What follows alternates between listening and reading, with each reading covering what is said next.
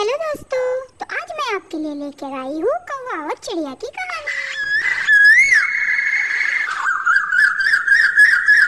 गन्ने का जूस, ठंडा ठंडा जूस पियो, गर्मी भगाओ, नींबू पुदीना काले नमक के साथ ताजा ताजा गन्ने का जूस पियो। इस बार की गर्मियों में कालू गोरी गन्ने की जूस की दुकान लगाई थी। वो खेत से बग्गी भरकर ताजा ताजा गन्ने लाते, खूब मेहनत करते। उनका जूस बेचने का काम अच्छा खासा चलने लगता है। कौवो, हम बड़ी दूर से उड़कर आ रहे हैं, गर्मी के मारे बुरा हाल है। ठंडे ठंडे 3 गिलास जूस के तैयार कर दो। बस 2 मिनट दो, हम अभी आपका जूस तैयार करते हैं। गौरी कभी जल्दी जल्दी जूस बनाती है और पुदीना काला नमक नींबू डालकर तोते को दे देती। वाह पति, कलेजे को ठंडक मिल गई, जूस पीकर मजा आ गया। हाँ पत्नी जी, ये तो आपने ठीक कहा। कौवो, कितने पैसे हो गए? तोते, आपके 60 रुपए हो गए। तोता पैसे देकर वहाँ से चला जाता है। दिन भर में उनके पास खूब ग्राहक जूस पीने आते, उन्हें 1 मिनट का भी आराम नहीं मिलता। वो शाम को खुश होकर अपनी कमाई गिनती है। गौरी, कितने का मुनाफा हुआ है? बिक्री तो आज खूब हुई थी। कुछ नहीं, दिन भर माता पच्ची करने के बाद थोड़ा सा ही मुनाफा हुआ है। कोई बात नहीं गौरी, थोड़ा ही सही, हम बेरोजगार तो नहीं है। जंगल में अब हमारी जूस की दुकान होगी और अच्छी चलेगी, तुम चिंता मत करो। ऐसे खाना खाकर वो दोनों सो जाते हैं। फिर एक शाम गौरी कवि की माँ उनसे मिलने आती है। आओ माँ, अचानक से कैसे आना हुआ? गौरी बेटी, मैं बड़ी खुश होकर घर से चली थी, पर यहाँ तो सब वही पुराना है। क्या तेरी गन्ने की जूस बंद हो गई?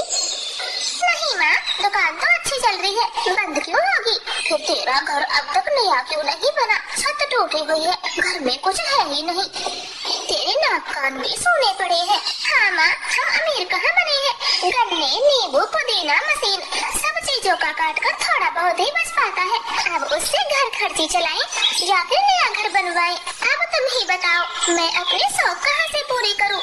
बेटी, कालू दामाद तो बहुत भोले हैं। एक तेरे पापा थे, हर चीज में से पैसे निकालना जानते थे। तू कालू को मेरे साथ भेज, मैं कुछ देती हूँ। जाओ कालू, माँ के साथ चले जाओ। फिर कालू कौवा मम्मा कवि के साथ उड़ता है। घर पहुँचकर माँ उसे एक थैली देती है। लो दामाद जी, घर जाकर पूरा पानी में भिगो देना, ये केमिकल सबको गन्ने का जूस जैसा लगेगा।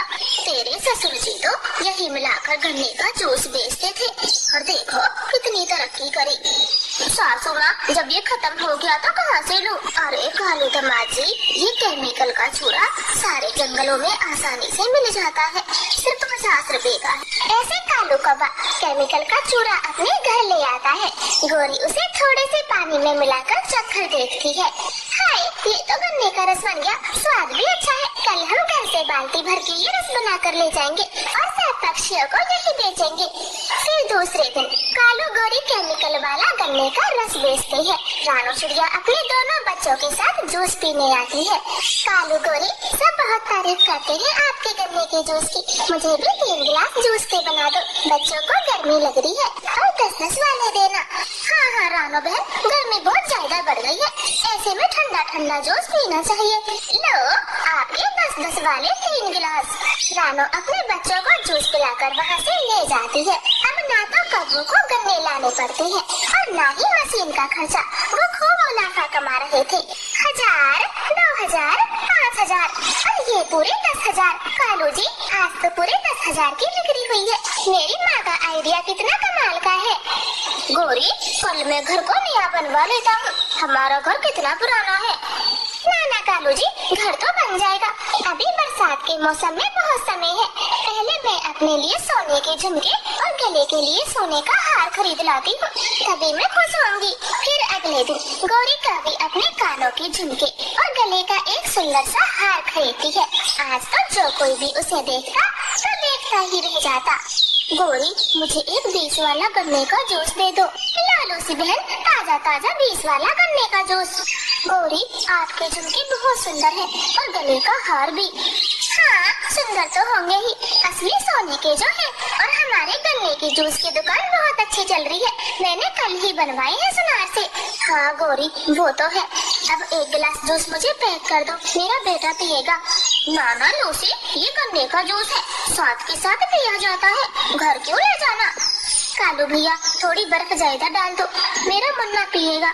मैं अक्सर जूस घर ले जाकर ही अपने मुन्ने को पिलाती हूँ, आप जल्दी से दे दे। कौवा लूसी को 1 गिलास जूस घर के लिए दे देता है। घर पहुँचकर लूसी अपने बेटे को वो जूस पिला देती है। जूस पीने के कुछ देर बाद लूसी का बेटा दर्द से रोने लगता है। बेटा आपको क्या हो गया, आप रो क्यों रहे हो? मम्मा मम्मा, मेरे पेट में ऐसा लग रहा है जैसे पत्थर बन गया है, मेरा पेट दुख रहा है, लगता है पेट में कुछ जम गया। कबूतर जी भी घर पर नहीं है, चिड़िया को बुला कर लाती हूँ, ना जाने मुन्ने को क्या हो गया। घबराई हुई लूसी रानो को बुलाने जाती है, उसका दरवाजा जोर जोर से बजाती। रानो बहन दरवाजा खोले। क्या बात है लूसी, सब ठीक है, तुम रो क्यों रही हो? रानो, मेरा मुन्ना बहुत गंभीर हालत में है, कबूतर जी काम के सिलसिले से बाहर गई है, मैं अकेली क्या करूँ? लूसी घबराओ नहीं, हम मुन्ने को डॉक्टर के पास लेकर जाएंगे, तुम चिंता मत करो, मुन्ने को कुछ नहीं होगा। फिर रानो चिड़िया लूसी कबूतरी के साथ उसके घर जाती है और मुन्ने को उठाकर बड़े हॉस्पिटल में ले जाती। लूसी का बेटा हॉस्पिटल में एडमिट कर लिया जाता है। आपके बच्चे ने कोई केमिकल वाली चीज खा ली है, हम ग्लूकोज दे रहे हैं, महंगी महंगी दवाई दी है, आपके बेटे को कुछ दिनों तक यहीं रहना होगा। ऐसे हॉस्पिटल में रहते हुए उन्हें 5 दिन निकल जाते हैं। कबूतर भी वहाँ आ गया था और छुट्टी करवा के मुन्ने को घर ले आते हैं। बेचारे गरीब कबूतर के 50,000 रुपए खर्च हो गए थे। लूसी जी, ऐसा आपने क्या खिला दिया मुन्ने को? मैं घर में तो कोई केमिकल रखता नहीं हूँ। लूसी अच्छे से याद करो, उस रात आपने मुन्ने को क्या खिलाया था? चिड़िया याद आया, उस दिन मैं कब्बों की दुकान से गन्ने का रस लेकर आई थी और वही पीकर हमारा बेटा बीमार हुआ। मैं पकड़ूंगा उन कब्बों को, आखिर वो जूस में मिलाकर हम भोली जनता को क्या पिला रहे हैं, मुझे पता लगाना होगा। कबूतर मैं भी आपका साथ दूंगी, ऐसे वो किसी को धोखा नहीं दे सकते। फिर वो दोनों छुपकर कब्बों पर नजर रखते हैं, दुकान पर उन्हें कुछ भी नहीं दिखता। फिर रानो कब्बों के घर में कैमरा लगा देती है। कबूतर भैया दुकान पर तो सब ठीक है, अब बचा घर जो मैंने कैमरा लगा दिया है। अब जल्द ही कब्बों की हरकत सबके सामने आएगी, बस कल तक का इंतजार करना होगा। फिर शाम को कब्बे अपने घर आते हैं और खुशी खुशी अपने पैसे गिनते और सुबह होते ही एक बाल्टी में केमिकल का चूरा घोलते हैं। कालू, अगर मेरी माँ नहीं आती तो हम आज भी गरीब ही रहते। अच्छा हुआ जो माँ ने इस केमिकल का चूरा हमें दे दिया। हाँ गौरी, ये तो आपने ठीक कहा। वो ऐसे बातें ही कर रहे थे, तभी एकदम से सारे पक्षी उनके घर में घुस जाते हैं। कालू कौवा भागकर केमिकल छुपाता है। दुष्ट गौरी, हम सबको पता चल गया, हम तुम्हारी सारी हरकतें देख चुके हैं।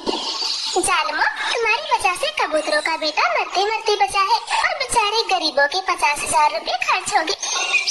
मारो इन्हें, मारो, मार मार कर गन्ने जैसा जूस बना दो, तभी इनकी अकल ठिकाने आएगी। फिर सब पक्षी दोनों को बहुत मारते हैं और दोनों के गन्ने के जूस की दुकान तोड़ देते हैं। अब कौवों के पास कुछ भी नहीं बचा था सिवाय शर्म के। तो प्यारे दोस्त